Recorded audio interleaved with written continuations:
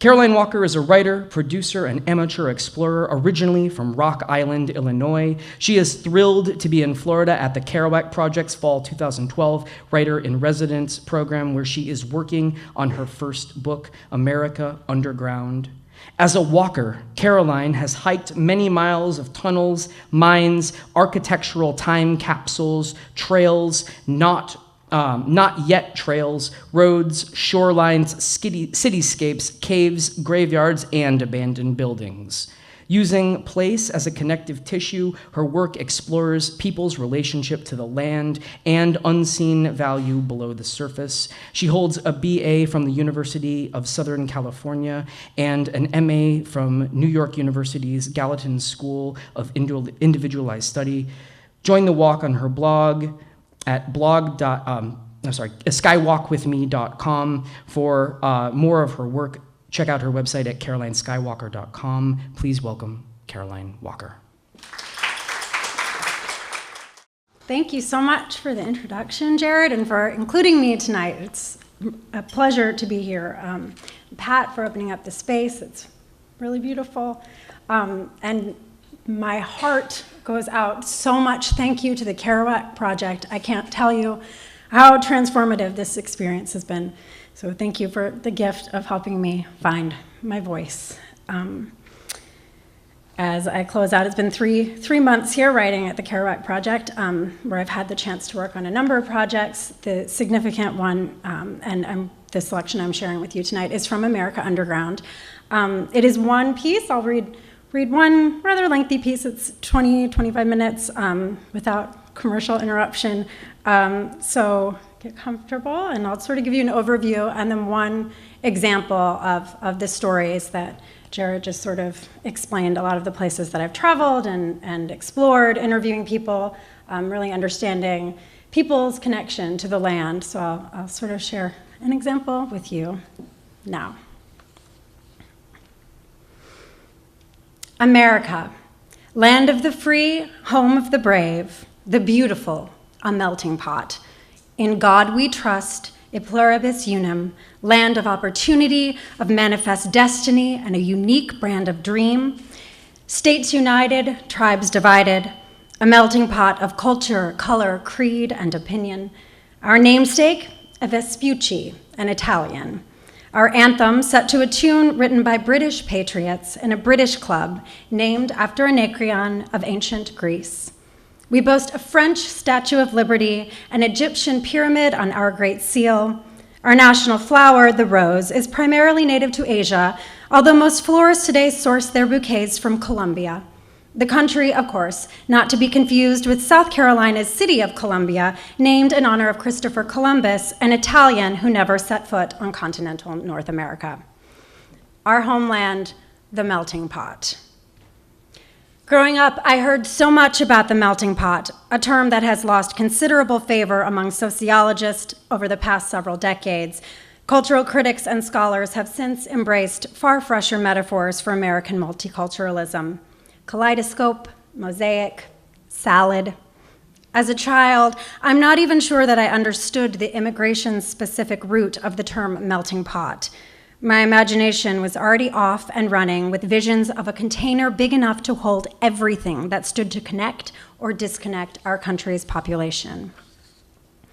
The image of this mythic pot assumed a clear shape in my mindscape, massive, heavy, cast iron, matte black, boiling hot in perpetuity. Teachers and talking heads loved to discuss its ingredients, the preparation and presentation. There was so much focus on the vessel. People liked to critique the kettle as if we were all standing outside or above it, doing kitchen prep, so preoccupied with measurements that we simply ignored the contents of our cultural slow cooker, more concerned with stocking tinder and kindling and barrels of oil, lest the fire cool beneath this molten composition, which is American. I longed to look inside the pot. I pictured eras and events stirring the matter until it congealed like pepper jelly, overflowing and spreading across our whole nation in a fat, translucent ribbon, at once hot and sweet, cohesive and complex, our senses too saturated to distinguish heat from sweetness, cohesion from complexity. I assumed that if our geographically defined country was the vessel, then the ground must be soaked through with this mysterious potion. I believed in a powerful, secret-keeping place called Subterranea. I dug my sneakers into the yard, prodding for traces of magic.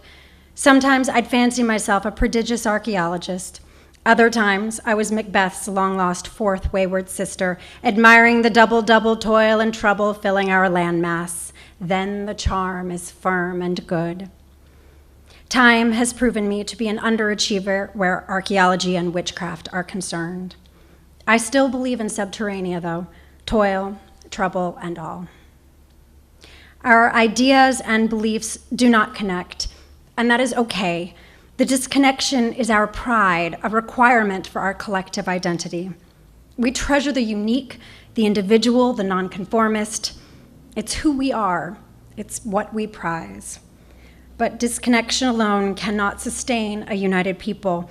So we busy ourselves, sorting the ingredients again, analyzing them, hunting for continuity, ever ignoring our most accessible connective tissue, which isn't an abstract quality or platitude at all. It is tangible and touchable, and it forces us, by the force of gravity, to make contact every single day. It is directly under our feet, even if shoes and socks and sidewalks interpose, because, if nothing else, we share this massive swath of post-Pangea landmass, so varied in its topography and terrain. We share the land, even with its range of dirt, from crumbling buckshot to red clay to fertile loam to silt and sand and rocky, rocky soil, from forest to prairie to parking lot to trail, the acidic and alkaline, the nutrient-rich and toxin-sick, the parts we excavate and the parts we contaminate, the parts we pave over and the parts 6 feet under. We share the land. America, with your big fat green and your blue green and your jewel box cities and your ghost towns and your amber waves and your majestic violet mountains in your post-industrial towns where scrappers forage for copper, aluminum, tin, steel, iron, and brass in the cadavers of former factories, shipping metals to China to be melted down and repurposed into products that are then shipped back and sold in the USA. America, with your bountiful farms and your chemical-cloaked seeds and your hidden fuel lines and your incomprehensibly sacred ground, and a shame over the sanctity spoiled in settlement, which is a shame so deep that textbooks avoid acknowledging it at all costs. Developers pour concrete and encourage us to look up because we are so fond of saying onward and upward. We are so fond of height and development and up, up, up. We often forget to look down, which is a pity because the ground is soaked through with the hot, sweet solution from our overflowing cauldron. To illustrate the power of Subterranea, I offer the following story about a woman, a ghost, a graveyard, and a dense cluster of horrible mistakes. In March of 1972, Julie Lance, then a recent high school graduate, made a call from her apartment in California to the Dunlap Psychiatric Unit at Manhattan Hospital. She wanted to reach her brother, John, then 24, who'd recently been honorably discharged from the US Air Force due to escalating symptoms of schizophrenia. She was told there was no John Turner on file. She hung up, stunned, then called back, insisting the receptionist double check. Moments later, a voice reported back coldly, "We're sorry, John Turner is deceased." Though she would not learn his cause of death for decades, Julie now knows that while on a day pass, John committed suicide by jumping off of the Triborough Bridge. She knows that the institution granted him an off-site pass despite evidence that he'd threatened suicide 2 days prior. When the Turner family asked to collect John's remains back in 1972, the hospital admitted to an administrative error. This is why no one had contacted the family when John's body was found washed ashore on Ward's Island. Though the contents of John's pockets and empty hospital room contained sufficient information for identification, his corpse was classified as unclaimed at the morgue before the standard 2-week waiting period had elapsed. His body had already been buried in the city cemetery, located on Hart Island, just off of the Bronx. From California, Julie and her mother sent many letters to Dunlap Manhattan Hospital and the city medical examiner's office expressing a desire to exhume John's remains. They were met with inconclusive replies, when met with replies at all. Exhausted by grief and bureaucracy, they dropped their pursuit. They dropped it for nearly 30 years. Remember, when John died, Julie was just a teenager. To cope with the loss and unconventional burial, Julie removed herself from that which she could not control. Her unanswered questions and disengaged grief stayed wadded up in a tight, dark ball shoved deep into a creaky corner of her mind. Then, in January 2009, when one of Julie's childhood friends sent her a social media message asking about her brother, things changed. "I think John was behind it," she says of the reminder. "I'm 100% certain that he and his spirit have been looking out at me over all these years and saw the opportunity, and boom, here he was. He has been tapping me on my head ever since." Driven by her brother's ghost, Julie resumed her quest. In January 2010, she was told that John's body had been found on Hart Island and that once the ground thawed in the spring, she would be able to exhume it for relocation. The news was too good to be true. 2 months later, city officials confessed to another round of impossibly muddled mistakes. Julie was told that her brother's records had burned in a fire on Hart Island years ago. Then she was told that they were burned in a fire at city municipal archives. Later, that the wooden marker identifying his plot had burned in a fire at the actual grave site. There were rumors that the cemetery soil had been tilled and repurposed. Even if his plot could be found, John's remains would be irretrievable. At every corner, the macabre clues in Julie's treasure hunt for family history revealed one egregious mistake after another. The irresponsibly issued day pass, the mishandled coroner's report, erroneous hospital records, ineffective correspondence, all of those burned files, all of that overturned soil, the lost documents, the false starts. It was too late to save any trace of John Turner. What's worse, Julie wasn't even allowed to visit his graveyard. Just a mile long and about a quarter of a mile wide, Hart Island is clearly visible when looking out over the Long Island Sound from the easternmost edge of the Bronx's City Island. Viewed from afar, there are no signs disclosing the fact that nearly 1 million simple pine coffins are buried on Hart Island, or that each year 1,500 more bodies and countless amputated body parts are added to the mass graves, or that Rikers Island prison inmates do the digging and the burying as part of their work programs even today, or that it is illegal to visit the government-owned land without highly restrictive authorization and accompaniment. Because the Department of Corrections runs the only remaining operations there, the cemetery operates like a prison. Over the past century and a half, Hart Island has served as the site for a Civil War POW camp, a yellow fever quarantine zone, an insane asylum, a women's tuberculosis hospital, an old folks' home, a renegade drug rehab, a Nike missile base, and, intermittently, a jail site, qualifying it as a geographically isolated time capsule of New York City history. It also functions as the city's Potter's Field, a term that, though used as a proper noun in this case, applies in general to any cemetery designated for unidentified, unclaimed, and indigent people. This does not, of course, imply that those buried there were uncared for in life or in death. They were, more often, and unfortunately, at the mercy of economic disadvantage, misinformation, or mistakes. John Turner's story is literally 1 in a million, but it is also highly unique and personal for those who loved him. Julie Lance trudged through systemic red tape to earn her chaperoned visit to the island's gazebo in November of 2011. Moments after stepping onto the island, she called out to her brother, shouting his name at the top of her lungs. She stayed confined to the tiny platform reserved for visitors. No one is allowed to explore the island or visit the actual cemetery site.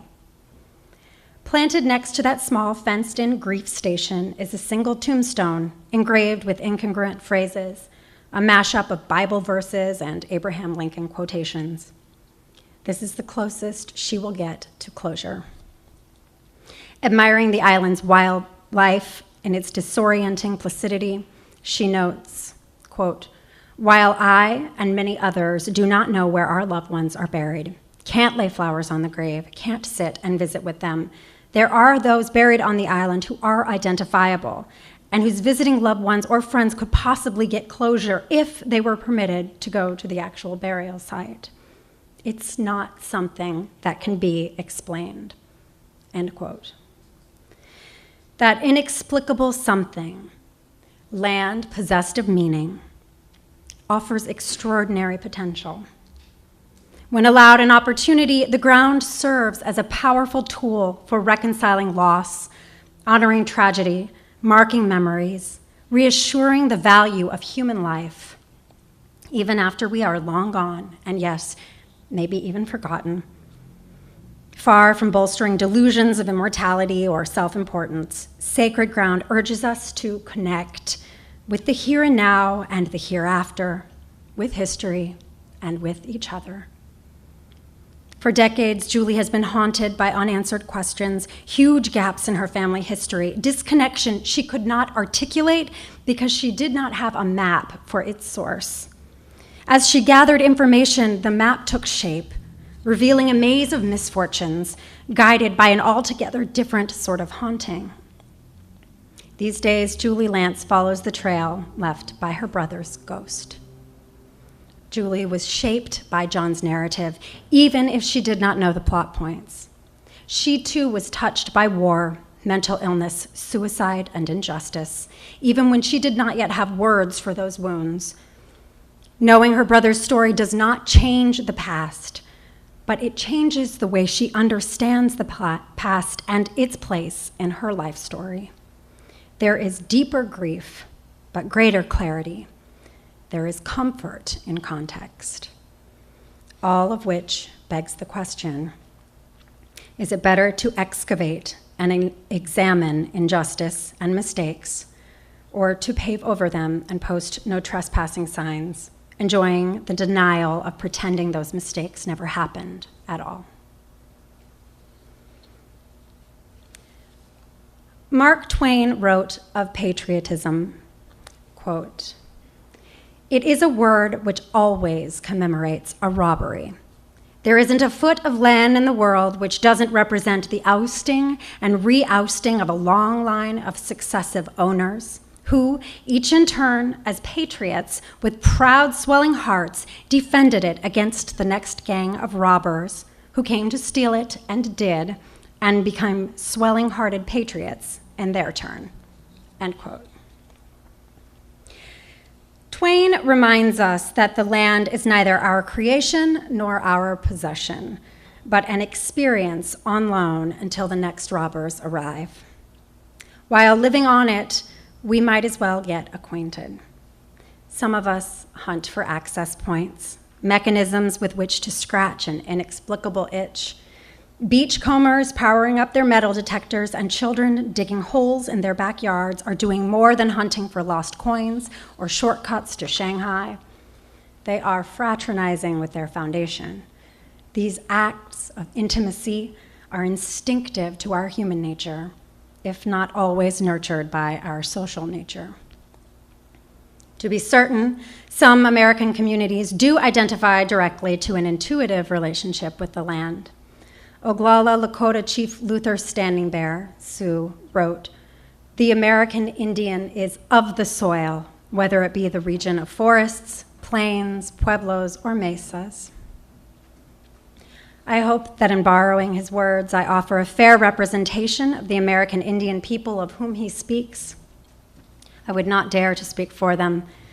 I can only write as myself, a white woman who grew up in an Illinois town built alongside the Mississippi River, the aorta of our nation's heartland, raised by parents whose thumbs are every shade of green, like the nearby state park swallowing our sunset view.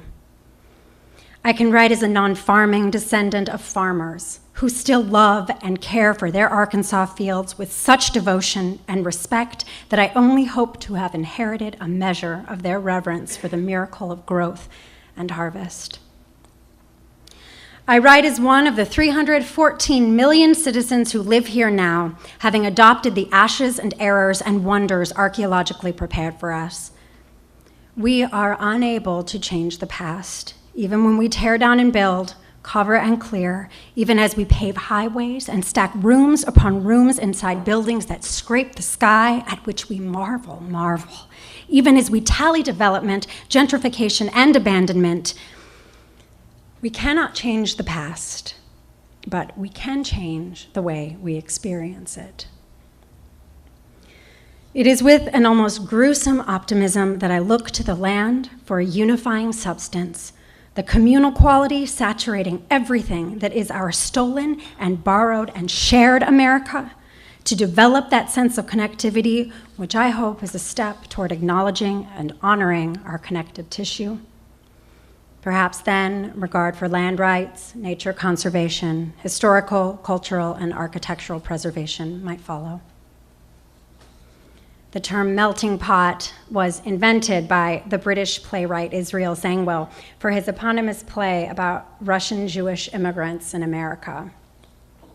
The story ends with an apology and forgiveness of a nearly unforgivable act.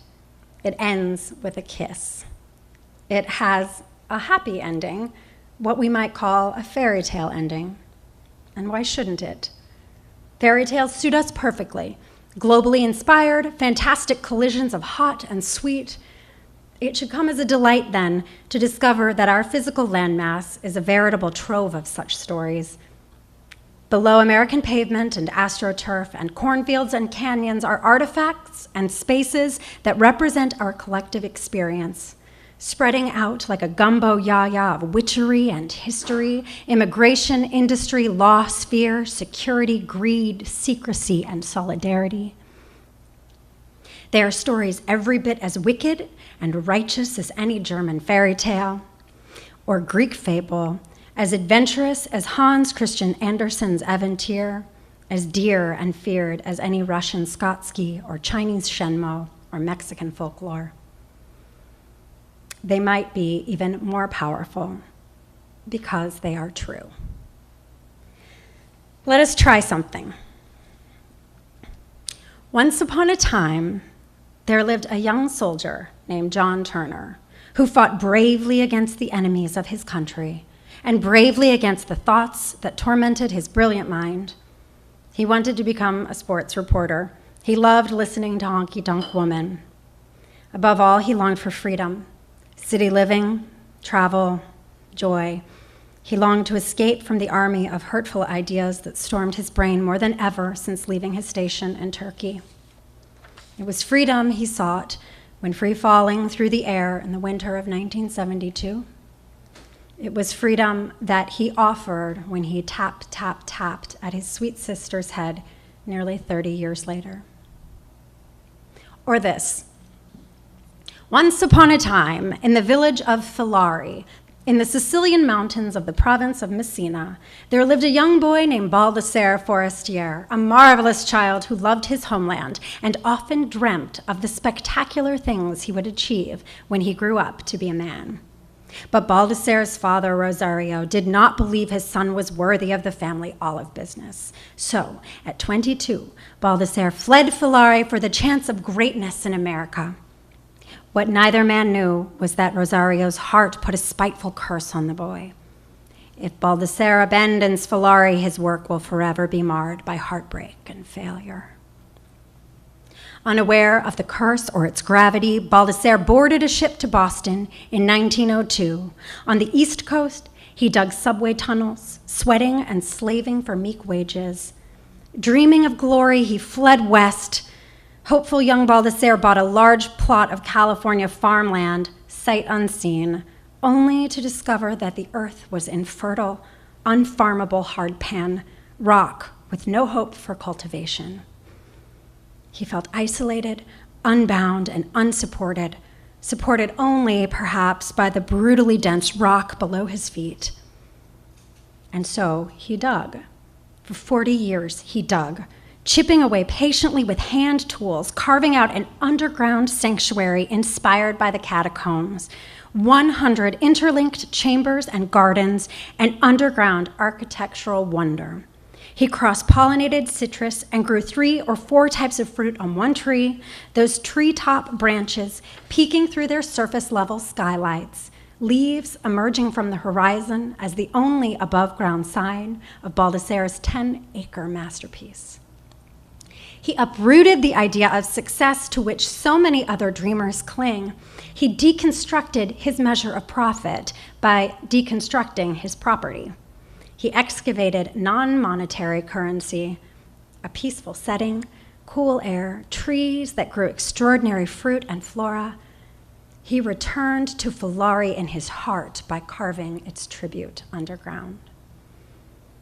6,000 miles away, the small village of Fulari began to wither into the uninhabited ghost town it is today. Once upon a time, in the mining town of Centralia, Pennsylvania, the people prepared for Memorial Day festivities. As was customary in 1962, the area's landfill garbage underwent a controlled burn, part of the town's annual cleanup traditions.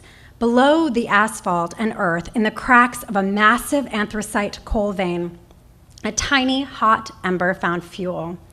Days later, when smoke and steam started pouring from the ground, city officials embarked on a devastating chain of bad decisions that would ultimately wipe their beloved city from the map. Postal code revoked, population dwindling down to a single digit. The fire seized control of Centralia, burning even today, creeping northward along the coal vein for generations to come. Once upon a time, beneath Oglethorpe University in Atlanta, Georgia, a strange steel door sealed away the contents of one man's forward-thinking experiment in cultural preservation, the crypt of civilization. Inside this astounding time capsule are thousands of artifacts, carefully stored and cataloged, documents detailing legal systems and social codes, costumes and habits, community engagement, governance. There are specimens and details so banal that lesser time capsules might deem them inconsequential. The way martini olives rest against a cocktail glass, the texture of a baby pacifier, the sound of a hog call, the peculiar satisfaction that comes from interlocking a stack of Lincoln logs.